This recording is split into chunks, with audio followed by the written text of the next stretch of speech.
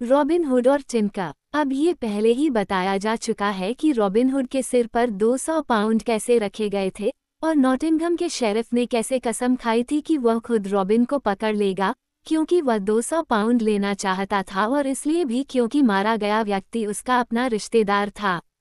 अब शेरिफ को अभी तक ये नहीं पता था कि रॉबिन के पास शेरवुड में कितनी ताकत है, लेकिन उसने सोचा कि वह उसकी गिरफ्तारी के लिए वारंट तामील कर सकता है, जैसा कि वह किसी अन्य व्यक्ति पर कर सकता है जिसने कानून तोड़ा हो। इसलिए उसने उस व्यक्ति को 80 स्वर्ण स्वर्गदूत देने की पेशकश की जो यह वारंट तामील करेगा। लेकिन नॉटिंघम टाउन के लोग रॉबिन हुड और उसके कामों के बारे में शेरिफ से ज्यादा जानते थे, और कई लोग इस साहसी अपराधी पर वारंट तामील करने के बारे में सोचकर हंसते थे, क्योंकि वे अच्छी तरह जानते थे कि इस तरह की सेवा के लिए उन्हें सिर्फ टूटे हुए मुकुट मिलेंगे, इसलिए कोई भी इस मामले को हाथ में लेने के लिए आगे नहीं आया। इस तरह एक पखवाड़ा बीत गया, जिस दौरान कोई भी शेरिफ का काम करने के लिए आगे नहीं आया। फिर उसने कहा, जो कोई भी रॉबिन हुड पर मेरा वारंट तामील करेगा, उसे मैंने अच्छा इनाम देने की पेशकश की है, और मुझे आश्चर्य है कि कोई भी इस कार्य को करने के लिए आगे नहीं आया है। तभी उसके पास खड़े उसके एक आदमी ने कहा, अच्छे मालिक, आप नहीं जानते कि रॉबिन हुड के पास कितनी ताकत है और उसे राजा या शेरिफ के वारंट की कितनी कम परवाह है। सच में, कोई भी इस सेवा में जाना पसंद नहीं करता, क्योंकि उसे ताज टूटने और हड्डियों के टूटने का डर रहता है। तो फिर मैं नॉटिंघम के सभी लोगों को कायर मानता हूँ, शेरिफ ने कहा। और मुझे नॉटिंघम शायर में वह आदमी दिखाओ जो हमारे प्रभु राजा हैरी के वारंट का उल्लंघन करने की हिम्मत करता है, क्योंकि सेंट एडमंड के मंदिर के पास मैं उसे 40 हाथ ऊपर फांसी दूंगा। लेकिन अगर नॉटिंघम में कोई भी आदमी 80 स्वर्गदूतों को जीतने की हिम्मत नहीं करता, तो मैं उसे कहीं और भेज दूंगा, क्योंकि इस देश में कहीं ना कहीं हिम्मत वाले लोग तो होंगे ही। फिर उसने एक संदेशवाहक को बुलाया जिस पर उसे बहुत भरोसा था, और उसे अपने घोड़े पर काठी बांधने और लिंकन टाउन जाने के लिए तैयार होने को कहा ताकि वह देख सके कि क्या उसे वहां कोई ऐसा व्यक्ति मिल सकता है जो उसकी आज्ञा का पालन करे और इनाम जीत सके। इसलिए उसी सुबह संदेशवाहक अपने काम पर निकल पड़ा।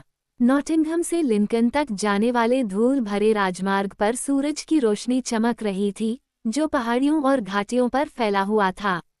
धूल भरा राजमार्ग था और धूल से भरा संदेशवाहक का गला भी, इसलिए जब उसने अपने सामने ब्लू बॉय इन का साइनबोर्ड देखा, तो उसका दिल खुश हो गया। जब उसकी आधी से ज्यादा यात्रा पूरी हो चुकी थी, सराय उसकी आंखों को सुंदर लग रही थी, और उसके चारों ओर खड़े ओक के पेड़ों की छाया ठंडी और सुखद लग रही थी। इसलिए वह थोड़ी देर आराम करने के लिए अपने घोड़े से उतर गया और अपने प्यासे गले को ताजगी देने के लिए एक बर्तन में शराब मंगवाए। वहां उसने देखा कि दरवाजे के सामने फैली हुई हरी भरी छायादार ओक के नीचे बैठे हुए बहुत ही खुशमिजाज लोगों का एक समूह था। वहां एक टिनका, 2 नंगे पांव भिक्षु और 6 राजा के वनपालों का एक समूह था, जो लिंकन के हरे रंग के कपड़े पहने हुए थे, और वे सभी गुनगुनाते हुए शराब पी रहे थे और पुराने समय के मजेदार गीत गा रहे थे। वनपाल जोर जोर से हंस रहे थे, क्योंकि गायन के बीच बीच में चुटकुले भी चल रहे थे, और भिक्षुओं की हंसी और भी तेज थी, क्योंकि वे कामुक आदमी थे जिनकी दाढ़ी काले मेढ़ों के ऊन की तरह मुड़ी हुई थी। लेकिन सबसे जोर से टिनका हंसा, और उसने बाकी सभी की तुलना में अधिक मधुरता से गाया। उसका थैला और उसका हथौड़ा ओक के पेड़ की एक टहनी पर लटका हुआ था, और पास में उसकी अच्छी मोटी लाठी रखी हुई थी, जो उसकी कलाई जितनी मोटी और सिरे पर गांठदार थी। आओ, एक वनकर्मी ने थके हुए संदेशवाहक से कहा, हमारे साथ इस शॉट के लिए शामिल हो जाओ।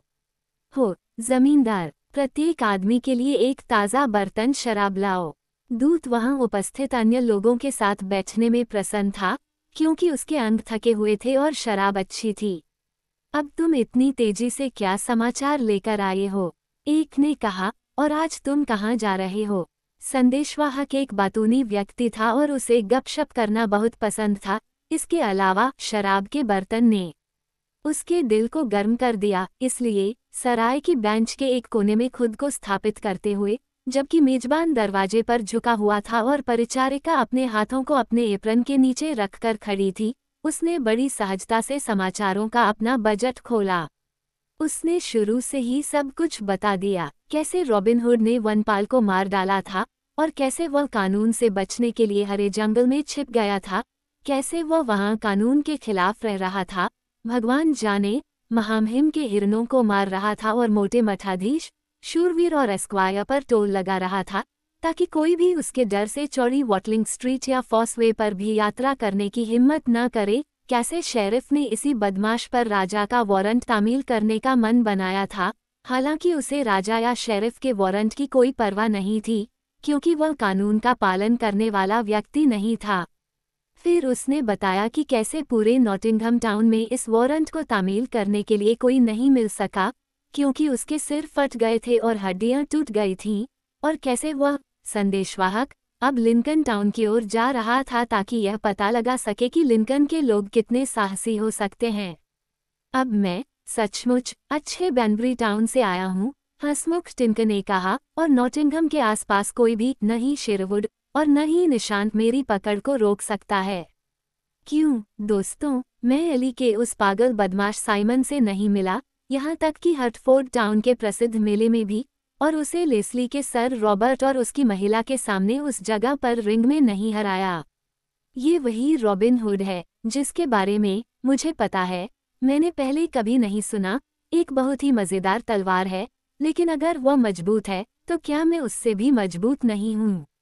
और अगर वह चालाक है तो क्या मैं और भी चालाक नहीं हूँ? अब नानो द मिल की चमकदार आंखों की कसम, और मेरे अपने नाम की कसम, और वह है वॉटो द क्रैबस्टाफ, और मेरी अपनी माँ के बेटे की कसम, और वह है मैं वॉटो द क्रैबस्टाफ इस मजबूत बदमाश से मिलूंगा। और अगर वह हमारे गौरवशाली संप्रभु राजा हैरी की मुहर और वारंट की कसम खाए नॉटिंघमशायर के अच्छे शेरिफ के लिए, मैं उसके सिर को इतना कुचल दूंगा, पीटूंगा और उसे इतना घायल कर दूंगा कि वह फिर कभी अपनी उंगली या पैर की अंगुली नहीं हिला सकेगा। सुन रहे हो बदमाश लड़कों, अब तुम ही मेरे पैसे के लिए आदमी हो, संदेशवाहक चिल्लाया, और तुम मेरे साथ नॉटिंघम टाउन चलो। नहीं, टिंकन ने धीरे धीरे अपना सिर इधर उधर हिलाते हुए कहा, मैं किसी भी आदमी के साथ नहीं जाऊंगा, बशर्ते कि यह मेरी अपनी स्वतंत्र इच्छा के बिना हो। नहीं नहीं, दूत ने कहा, नहीं, नॉटिंघमशायर में कोई भी आदमी तुम्हें तुम्हारी इच्छा के विरुद्ध जाने के लिए मजबूर नहीं कर सकता। तुम बहादुर साथी हो। हाँ, मैं बहादुर हूँ, टिंकन ने कहा। हाँ, शादी कर लो, दूत ने कहा, तुम एक बहादुर लड़के हो, लेकिन हमारे अच्छे शेरिफ ने रॉबिन हुड पर वारंट की तामील करने वाले को 80 स्वर्गदूतों का चमकदार सोना देने की पेशकश की है, हालांकि इससे कोई फायदा नहीं होगा। तो मैं तुम्हारे साथ चलूंगा बेटा, बस तब तक रुको जब तक मैं अपना बैग, हथौड़ा और डंडा नहीं ले आता। हाँ, मुझे इसी रॉबिन हुड से मिल लेने दो और देख लो कि क्या वह राजा के वारंट पर आपत्ति नहीं करेगा। इसलिए अपना हिसाब चुकाने के बाद संदेशवाहक टिंकर को अपनी घोड़ी के साथ आगे बढ़ाते हुए नॉटिंघम की ओर वापस चल पड़ा। इस समय के तुरंत बाद एक उज्ज्वल सुबह रॉबिन हुड नॉटिंघम टाउन की ओर चल पड़ा, ये देखने के लिए कि वहाँ क्या हो रहा है। सड़क के किनारे खुशी से टहल रहा था जहाँ घास डेज़ी से लदी हुई थी। उसकी आंखें भटक रही थीं और उसके विचार भी। उसकी कमर पर बिगुल का सींग लटका हुआ था और उसकी पीठ पर धनुष और तीर थे, जबकि उसके हाथ में एक मजबूत ओक की छड़ी थी जिसे वह अपनी उंगलियों से घुमाता हुआ आगे बढ़ रहा था।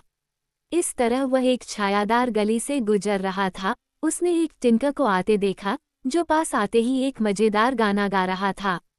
उसकी पीठ पर उसका थैला और हथौड़ा लटका हुआ था और उसके हाथ में एक मोटा सा 6 फीट लंबा केकड़ा था और वह इस तरह गा रहा था। पीसकॉड समय में जब शिकारी कुत्ता सींग से जब तक हिरन मारा न जाए कान देता है, और मकई के पाइप के साथ छोटे लड़के जानवरों को खेत में रखते हुए बैठो। हेलो अच्छे दोस्त, रॉबिन चिल्लाया, मैं स्ट्रॉबेरी इकट्ठा करने गया था। हेलो, रॉबिन फिर चिल्लाया, जंगलों और पेड़ों से भरा पूरा मेला।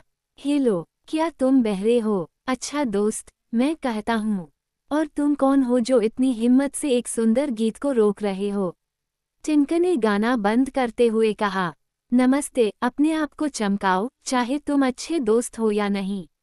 लेकिन मैं तुम्हें बता दूं, तुम साहसी साथी, अगर तुम अच्छे दोस्त होते तो हम दोनों के लिए अच्छा होता, लेकिन अगर तुम अच्छे दोस्त नहीं होते तो तुम्हारे लिए बुरा होता।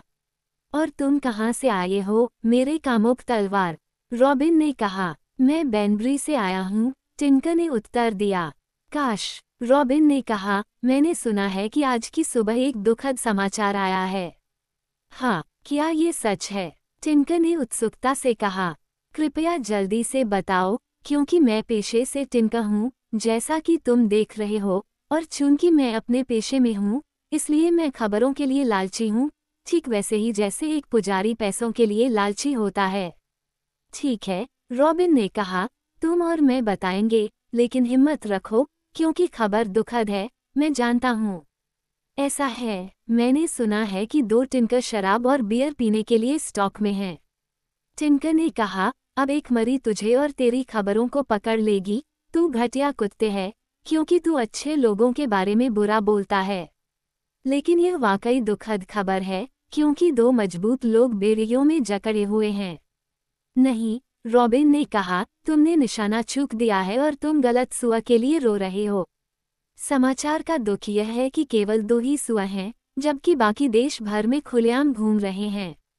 अब संत डंस्टन की पीतल की थाली की कसम, टिंकर चिल्लाया, मैं तुम्हारे बुरे मजाक के लिए तुम्हारी खाल को सीने से लगाने की पूरी कोशिश कर रहा हूँ।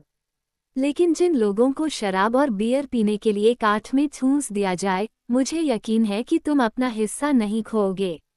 रॉबिन जोर से हंसा और चिल्लाया, अब शाबाश, टिंकर, शाबाश।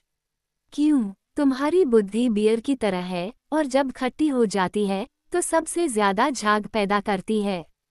लेकिन तुम सही हो, यार, क्योंकि मुझे शराब और बियर दोनों बहुत पसंद हैं।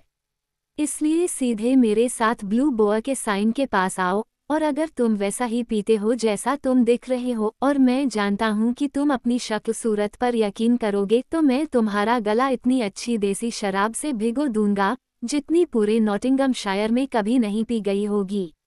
अब मेरे विश्वास की कसम, टिंकर ने कहा, तुम अपनी घटिया हरकतों के बावजूद एक अच्छे इंसान हो। मैं तुमसे प्यार करता हूँ, मेरे प्यारे चक, और अगर मैं तुम्हारे साथ उसी नीले सुअर के पास नहीं जाऊंगा, तो तुम मुझे बुटपस्त कह सकते हो। मुझे अपना समाचार बताओ, अच्छे मित्र, मैं विनती करता हूँ, रॉबिन ने कहा जब वे साथ साथ चल रहे थे, क्योंकि मैं समझता हूँ कि टिंकर, मांस के अंडे की तरह सभी समाचारों से भरे होते हैं। अब मैं तुम्हें अपने भाई की तरह प्यार करता हूँ, मेरे धमकाने वाले ब्लेड, टिंकर ने कहा, नहीं तो मैं तुम्हें अपनी खबर नहीं बताता, क्योंकि मैं चालाक हूँ, यार, और मेरे हाथ में एक गंभीर काम है जो मेरी सारी बुद्धि की मांग करता है, क्योंकि मैं एक साहसी डाकू की तलाश में आया हूँ जिसे यहाँ के लोग रॉबिन हुड कहते हैं। मेरी थैली में एक वारंट है, जो चर्मपत्र पर लिखा हुआ है, और उस पर एक बड़ी लाल मुहर लगी है ताकि उसे वैध बनाया जा सके। अगर मैं इस रॉबिन हुड से मिलूं तो मैं इसे उसके सुंदर शरीर पर तान दूंगा, और अगर उसे बुरा न लगे तो मैं उसे तब तक पीटूंगा जब तक उसकी एक एक पसलियां आमीन न कह उठें। लेकिन तुम यहाँ रहते हो, शायद तुम खुद रॉबिन हुड को जानते हो, अच्छे साथी।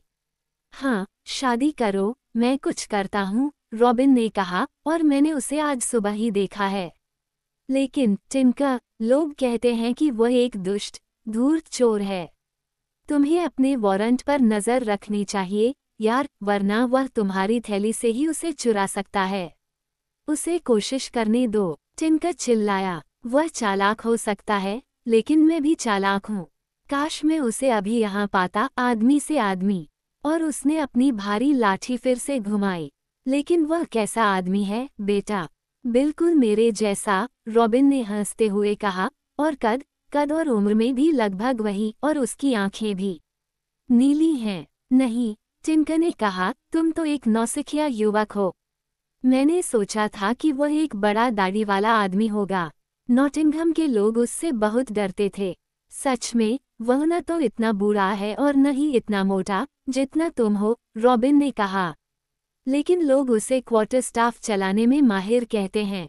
ऐसा हो सकता है, टिंकर ने दृढ़तापूर्वक कहा, लेकिन मैं उससे अधिक चतुर हूँ, क्योंकि मैंने हर्टफोर्ड टाउन के रिंग में एक निष्पक्ष मुकाबले में एली के साइमन को नहीं हराया था।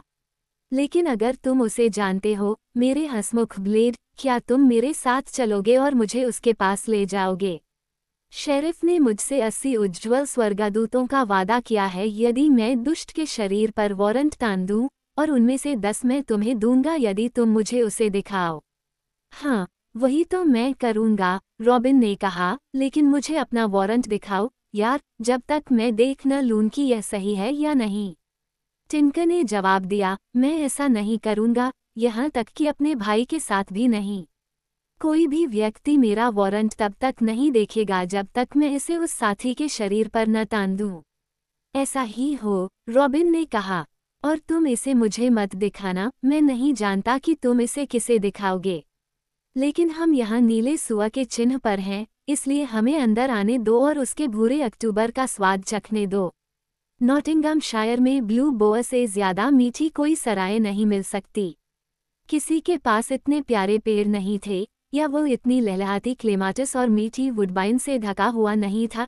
किसी के पास इतनी अच्छी बियर और इतनी गुनगुनाती हुई शराब नहीं थी, और न ही सर्दियों के दिनों में, जब उत्तरी हवाएं गरजती थीं और झाड़ियों के चारों ओर बर्फ गिरती थी, तो कहीं और ब्लू बोअ के चूल्हे पर धधकती आग जैसी कोई धधकती आग मिलती थी। ऐसे समय में जलते हुए चूल्हे के चारों ओर बैठे हुए यौमन या देहाती लोगों का एक अच्छा समूह मिल सकता था, जो मज़ेदार चुटकुले सुनाते थे, जबकि भुने हुए केकड़े चूल्हे पर शराब के कटोरे में उछल रहे होते थे। रॉबिन हुड और उसके साथियों के लिए यह सराय बहुत मशहूर थी, क्योंकि वो और लिटिल जॉन या विल स्टटली या डॉनकास्टा के युवा डेविड जैसे मज़ेदार साथी अक्सर वहां इकट्ठा होते थे, जब पूरा जंगल बर्फ से भर जाता था। जहां तक मेरे मेज़बान का सवाल है, वह जानता था कि कैसे अपनी जीभ को शांत रखना है, और अपने शब्दों को अपने दांतों से निकलने से पहले ही निगल लेना है, क्योंकि वह अच्छी तरह जानता था कि उसकी रोटी के किस हिस्से पर मक्खन लगा है, क्योंकि रॉबिन और उसका गिरोह सबसे अच्छे ग्राहक थे और उन्होंने बिना दरवाजे के पीछे चाक से पैसे काटे अपना हिसाब चुकाया था। इसलिए अब, जब रॉबिन हुड और टिंकर वहां आए और 2 बड़े बर्तनों में शराब मांगने लगे, तो किसी को भी नज़र या बोलने से पता नहीं चलता कि मेज़बान ने पहले कभी डाकू को देखा था। 2 छोटे खट्टे सेब। तुम यहीं रुको, रॉबिन ने टिंकर से कहा, मैं जाकर देखता हूँ कि मेरा मेज़बान सही बट से शराब खींच रहा है, क्योंकि उसके पास अच्छा अक्टूबर है, मुझे पता है, और वह टैमवर्थ के विथोल्ड द्वारा बनाई गई है।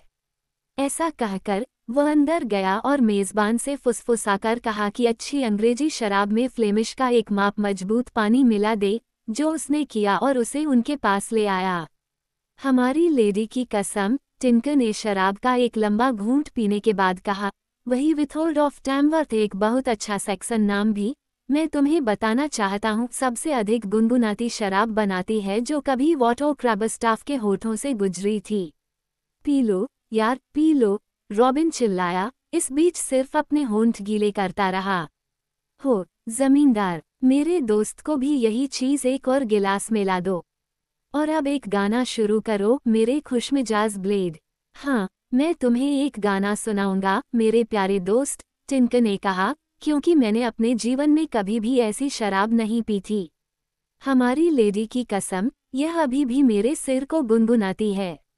अरे, डेम होस्टेस, आओ सुनो, और तुम भी एक गाना सुनना चाहोगी, और तुम भी, तुम सुंदर लड़की, क्योंकि मैं कभी भी इतना अच्छा नहीं गाता जितना कि जब चमकदार आंखें मुझे देखती हैं। फिर उसने अच्छे राजा आर्थर के समय का एक पुराना गीत गाया, जिसका नाम था the marriage of sir Gwen, जिसे आप कभी खुद पढ़ सकते हैं, जो कि प्राचीन समय की अंग्रेजी में था, और जब वो गा रहा था, तो सभी ने महान शूरवीर और उसके राजा के लिए बलिदान की उस महान कहानी को सुना। लेकिन टिंकर के अंतिम छंद तक पहुंचने से बहुत पहले ही उसकी जीभ लड़खड़ाने लगी और उसका सिर घूमने लगा, क्योंकि शराब में तेज पानी मिला हुआ था। पहले उसकी जीभ लड़खड़ाई, फिर उसमें आवाज आने लगी, फिर उसका सिर इधर उधर हिलने लगा, जब तक कि आखिरकार वह सो नहीं गया, मानो वह फिर कभी नहीं उठेगा। फिर रॉबिन हुड जोर से हंसा और अपनी चतुर उंगलियों से टिंकर की थैली से वारंट निकाला। तुम धूर्त हो, टिंकर, उसने कहा, लेकिन अभी नहीं, मैं सिर झुकाता हूँ, क्या तुम भी उसी धूर्त चोर रॉबिन हुड की तरह धूर्त हो? फिर उसने मेज़बान को अपने पास बुलाया और कहा, ये लो, भली आदमी, आज तुमने हमें जो मेहमाननवाजी दी है उसके लिए 10 शिलिंग हैं। ध्यान रखना कि तुम अपने मेहमान की अच्छी तरह से देखभाल करो और जब वह जाग जाए तो तुम उससे 10 शिलिंग भी ले लेना, और अगर उसके पास 10 शिलिंग नहीं है तो तुम उसका थैला, हथौड़ा और यहाँ तक कि उसका कोट भी ले लेना। इस तरह मैं उन लोगों को सज़ा देता हूँ जो मेरे लिए खैरात देने के लिए जंगल में आते हैं। जहाँ तक तुम्हारी बात है, मैंने कभी नहीं जाना कि मैं ऐसा ज़मींदार हूँ जो दुगुना पैसा नहीं लेता जबकि वह ले सकता है। इस पर मेजबान धूर्तता से मुस्कुराया, मानो अपने आप से कह रहा हो, मैगपाई को अंडे चूसना सिखाओ। टिनका दोपहर तक सोता रहा और जंगल के किनारे छायाएं लंबी होती गईं, फिर वह जाग गया। पहले उसने ऊपर देखा, फिर नीचे देखा, फिर पूर्व की ओर देखा, फिर पश्चिम की ओर देखा, क्योंकि वह अपनी बुद्धि को इकट्ठा कर रहा था, जैसे हवा से उड़े हुए जौ के तिनके। पहले उसने अपने खुशमिजाज साथी के बारे में सोचा, लेकिन वह चला गया था। फिर उसने अपने मोटे केकड़े के डंडे के बारे में सोचा और उसके हाथ में क्या था।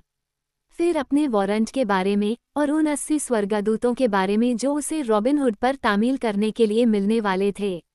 उसने अपना हाथ अपनी थैली में डाला, लेकिन वहाँ एक टुकड़ा या एक पैसा भी नहीं था। फिर वह गुस्से में अपने पैरों पर उछल पड़ा। हो जमींदार, वह चिल्लाया, वो दुष्ट कहाँ चला गया जो अभी तक मेरे साथ था? आपका पूजन किस दुष्ट का नाम है? मकान मालिक ने टिनका पूजा को शांत करने के लिए कहा, जैसे कोई व्यक्ति गुस्से में पानी पर तेल डालता है। मैंने आपके पूजन के साथ कोई दुष्ट नहीं देखा, क्योंकि मैं कसम खाता हूँ कि कोई भी व्यक्ति शेरवुड फॉरेस्ट के इतने नज़दीक उस आदमी को दुष्ट कहने की हिम्मत नहीं करेगा। मैंने आपके पूजन के साथ एक बहुत ही मजबूत यौमन देखा, लेकिन मुझे लगा कि आपके पूजन उसे जानते हैं, क्योंकि यहाँ बहुत कम लोग होंगे जो उसके पास से गुजरते हैं और उसे नहीं जानते। अब मैं, जो कभी तुम्हारे खलिहान में नहीं चिल्लाया, वहाँ के सभी सुअरों को कैसे जान सकता हूँ? फिर वह कौन था जिसे तुम इतनी अच्छी तरह से जानते हो? क्यों, वो वही मोटा आदमी है जिसे यहाँ के लोग रॉबिन हुड कहते हैं, जो वही। अब, लेडी, टिनका ने जल्दबाजी में चिल्लाया और एक क्रोधित बैल की तरह गहरी आवाज में, तुमने मुझे अपनी सराय में आते देखा, मैं, एक कट्टर, ईमानदार कारीगर, और मुझे कभी नहीं बताया कि मेरी कंपनी कौन है, जबकि तुम खुद अच्छी तरह से जानती थी कि वह कौन है। अब, मेरे पास तुम्हारे लिए तुम्हारे दुष्ट की खोपड़ी तोड़ने के लिए एक सही दिमाग है। फिर उसने अपनी लाठी उठाई और जमींदार को ऐसे देखा जैसे वह उसे वहीं पर मार देगा जहां वह खड़ा है। नहीं, मेजबान चिल्लाया, अपनी कोहनी को ऊपर उठाते हुए, क्योंकि वह वार से डर गया था। मुझे कैसे पता था कि आप उसे नहीं जानते थे? अच्छा, और सच में तुम आभारी हो, टिनका ने कहा, कि मैं एक धैर्यवान आदमी हूँ और इसलिए तुम्हारे गंजे सिर को छोड़ देता हूँ, वरना तुम फिर कभी किसी ग्राहक को धोखा नहीं दोगे। लेकिन जहाँ तक इस दुष्ट रॉबिन हुड की बात है, मैं उसे ढूंढने के लिए तुरंत जा रहा हूँ, और अगर मैं उसके सिर को नहीं पकड़ पाया तो मेरी लाठी के टुकड़े टुकड़े कर दूंगा और मुझे औरत कहूँगा। इतना कहकर उसने जाने के लिए खुद को तैयार किया। नहीं, जमींदार ने उसके सामने खड़े होकर हंस चरवाहे की तरह अपनी भुजाएं फैलाते हुए कहा, क्योंकि पैसे ने उसे साहसी बना दिया था, तुम तब तक नहीं जाओगे जब तक तुम मुझे मेरा हिसाब नहीं दे देते। लेकिन क्या उसने तुम्हें पैसे नहीं दिए? एक पैसा भी नहीं, और आज तुमने 10 शिलिंग की शराब पी है। नहीं, मैं कहता हूँ, तुम मुझे पैसे दिए बिना मत जाओ, वरना हमारे अच्छे शेरिफ को इस बारे में पता चल जाएगा। टिनका ने कहा, लेकिन मेरे पास तुम्हें देने के लिए कुछ भी नहीं है, अच्छे साथी। अच्छा आदमी, मैं नहीं, जमींदार ने कहा। अच्छा आदमी मैं नहीं हूँ, जब 10 शिलिंग खोने की नौबत आती है।